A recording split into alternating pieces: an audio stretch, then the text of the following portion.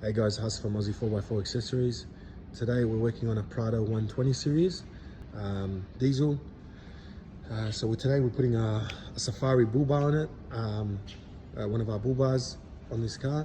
We've got a lot of people asking us about installation instructions, so we're just making a video. Hopefully it helps some people at home installing these bull bars all over Australia. So if you can see, there's the cradle, which is this part here. That's the cradle. These are the brackets that sit on the side of the vehicle. One over here, you'll see that it's well, bolted onto the vehicle. 1, 2, 3, 4, 5 bolts. The winch, if you did want to put a winch will go here, so it doesn't need to be on the bull bar. You'll see on this side another bracket, side bracket as well on the chassis. That's already bolted on. One up here, one on the top to hold that, secure that as well, or two here on the side. So that's the cradle part already done.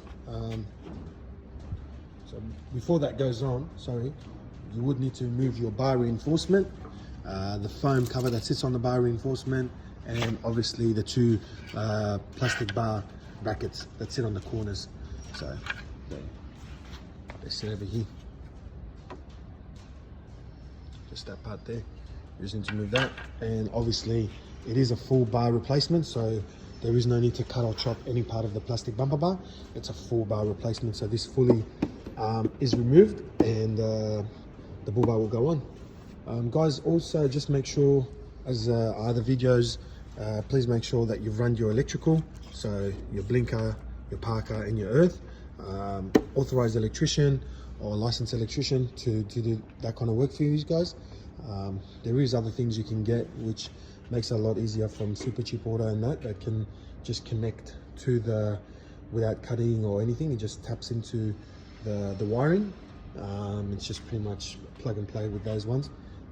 So yeah, that's step one of installing a Prado 120 series bull bar. And the step two will be to basically get the bar on there. So we'll have that shortly. Thank you.